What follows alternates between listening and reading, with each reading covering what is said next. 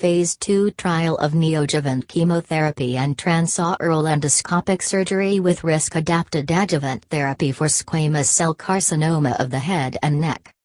Science.gov, United States. Weiss, Jared M., Grilley-Olson, Juneko E., Deal, Allison Mary, Zevallos, Jose P., Chera, Bhishamjit S., Paul, Jennifer, Knowles, Mary Fleming, Usenko, Dmitriy, Weissler, Mark C., Patel, Samip, Hayes, David N., Hackman, Trevor. May 9, 2018 PubMed.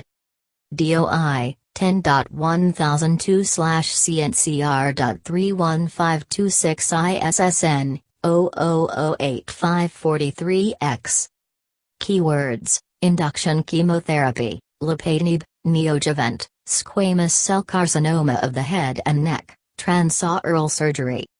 The objective of this study was to demonstrate the feasibility and efficacy of induction chemotherapy, surgery, and pathology-guided adjuvant therapy to treat transorally resectable squamous head and neck cancer.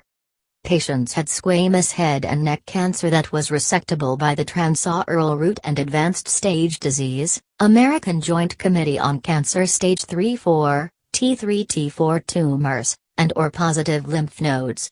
They received treatment with weekly carboplatin at an area under the curve of 2, plus paclitaxel 135 mg, M2, and daily Lopatinib 1000 mg for 6 weeks followed by surgical resection.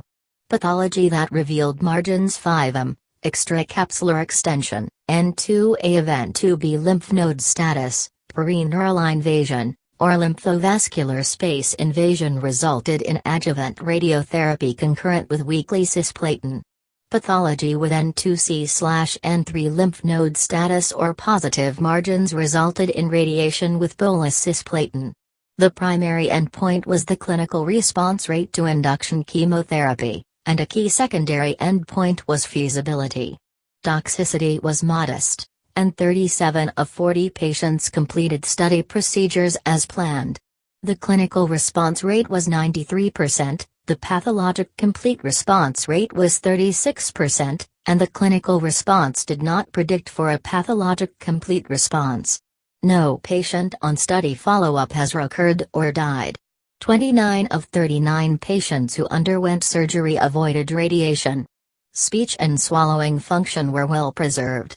The study met both its primary efficacy endpoint and the secondary feasibility endpoint. Neoadjuvant, systemic therapy and surgical resection followed by risk-adapted adjuvant therapy resulted in higher response rates and excellent long-term outcomes and should be further studied. Cancer 2018. Copyright 2018 American Cancer Society. Copyright 2018 American Cancer Society.